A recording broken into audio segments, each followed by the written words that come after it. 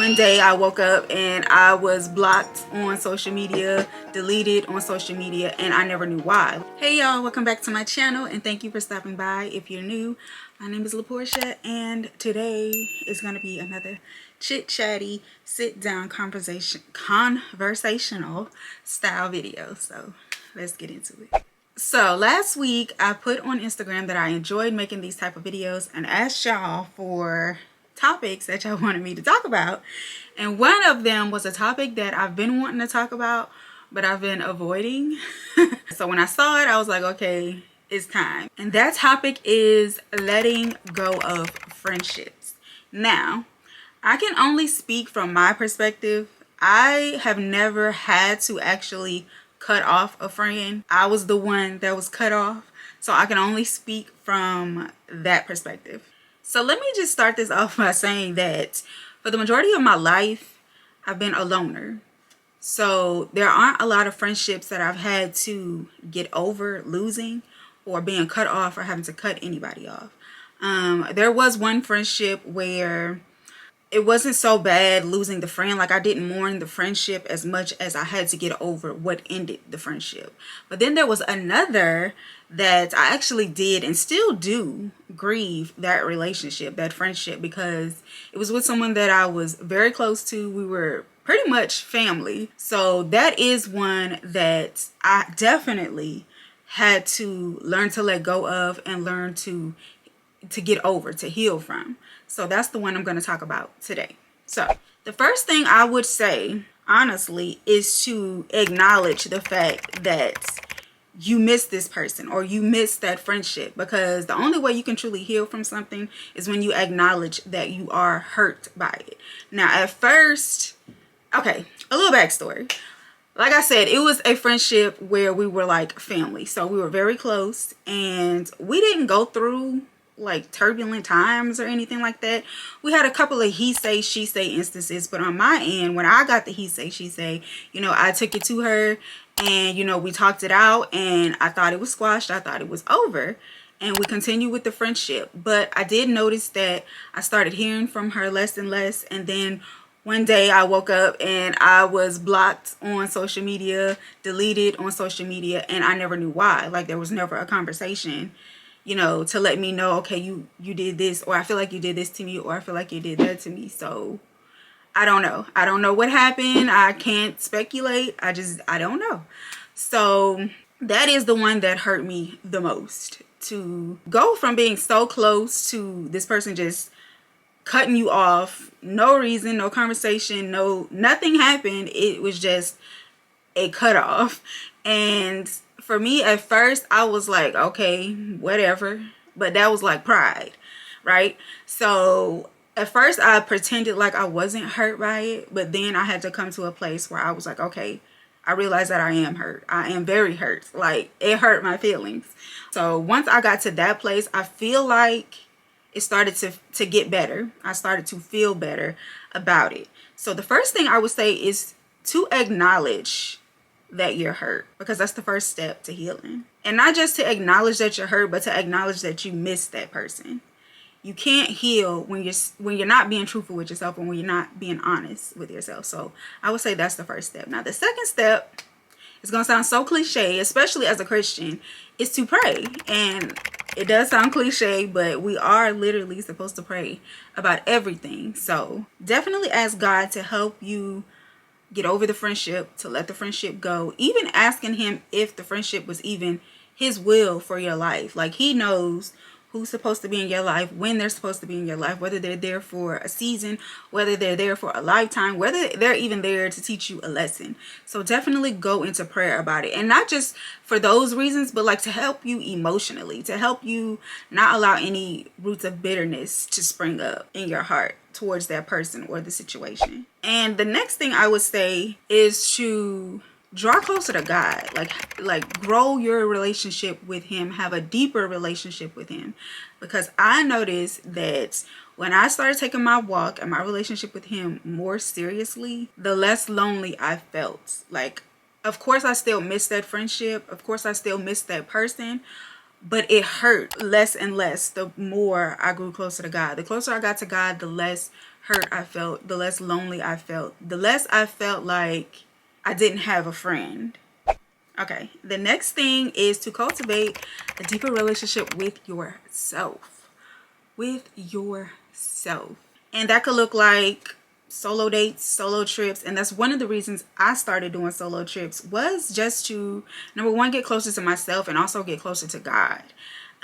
So that ties back into growing a deeper relationship with him. But doing solo trips and solo dates helps you to learn to be okay and to be comfortable being alone, doing things alone, so you don't always feel like you need to have somebody by your side to do this and do that. You can do it yourself, by yourself, and enjoy your own company. And that's what happened for me.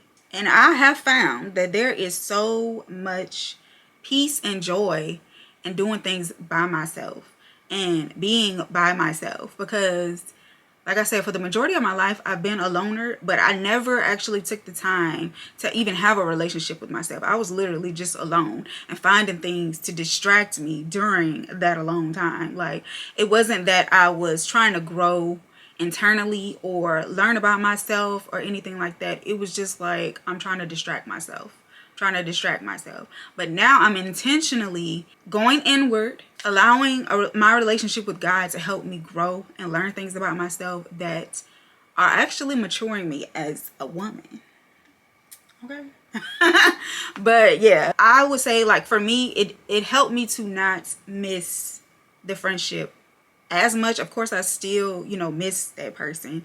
I miss that friendship, but growing deeper and having a deeper relationship with myself has definitely helped in the healing process, because you do grieve friendships, especially if it's a deep friendship. You had the friendship for a long time, you love that person, and like when that friendship ends, you definitely grieve it as if it was a death, or even as like a divorce. It's almost like a breakup type thing. And anybody that say it's not, they didn't really consider that person a friend. It's gonna be a loss to you. You're gonna feel it. Like, you gonna feel it. And that also ties back into cultivating a deeper relationship with God, because like I said, when you feel that loss, it's gonna feel like a void. Like, and people find ways to fill voids in a lot of different ways, and a lot of ways that aren't pleasing to God, and a lot of ways that aren't edifying to us.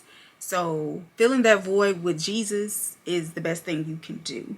And filling that void with asking Jesus to teach you how to love yourself, be by yourself, learn to be comfortable by yourself, you will grow in ways, and that void will be filled.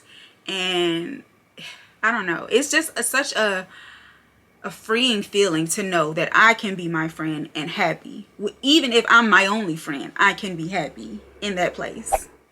Another thing I would suggest, which is what I've had to do, is to ask God to show you.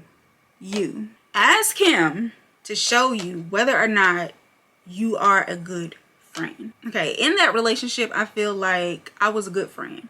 I wasn't a perfect friend, but I do feel like I was a good friend. But I still prayed that prayer because I wanted God to show me, because we can have this opinion of ourselves that isn't necessarily true. So I asked God to show me and whether or not I was a good friend. And he revealed some things to me about me that I needed to change about me, not what the other person needed to change to be a better friend to me, or what the other person needed to change to, be a good friend. It was me. I asked him to show me. I didn't ask him to show me her. I wanted him to show me, so that I could be who he called me to be, so that I could be the type of friend that he called me to be. So whether that friendship is reconciled or whether or not, I move on and God sends me other friends, I can be a great friend, the type of friend that I would want, the type of friend that pleases God. Because sometimes we're the problem. But it takes a mature and self-aware person to realize that sometimes everybody else isn't always the problem. Like, if you're always falling out with people, you're always losing friends, sometimes we are the common denominator. And I haven't fell out with a lot of people, like I said, but I still had to take that type of mentality, that type of awareness. Like, is there anything that I could do better to be a better friend? And is there anything that I did to possibly destroy the friendship?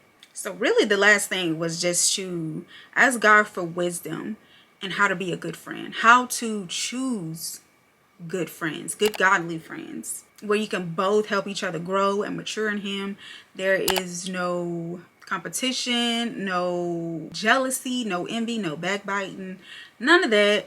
Asking him for wisdom to grow you into a good friend and to allow you to pick great friends. A lot of times we hold on to people that are either in our lives for a season or in our lives for a lesson, and we try to hold on to them for a lifetime, which is why we have to be in prayer, asking God, to remove people who aren't meant to be in our lives, who we're trying to hold on to.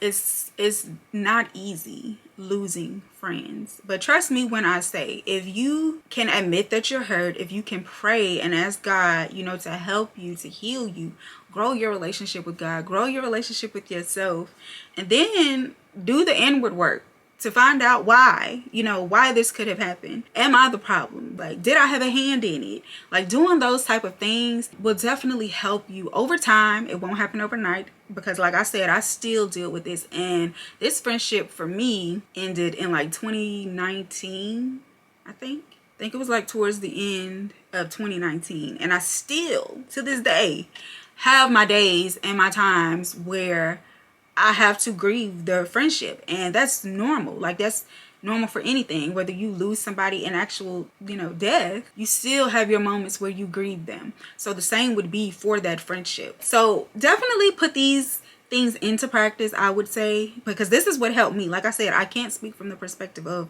having the friendship ending because I cut somebody off. I was the one that was cut off. So that's the only perspective I can speak from. So I really hope this helps. Like I said, I'm still dealing with it. I'm still healing. So I can't give like all the answers. I can only share what I've been doing to get through it. And I really hope this helps. I hope if there's a friendship that you are grieving, that God gives you the strength to overcome, to get through it, to not fall into anything in this world to fill that void, but to fill it with Him. I really hope this helps. And I hope and pray that you are strengthened and that you will come out of this and be a better friend, able to hold on to better friends, and just grow in the Lord with them. So thank you guys for watching my video, and I will see you in the next one.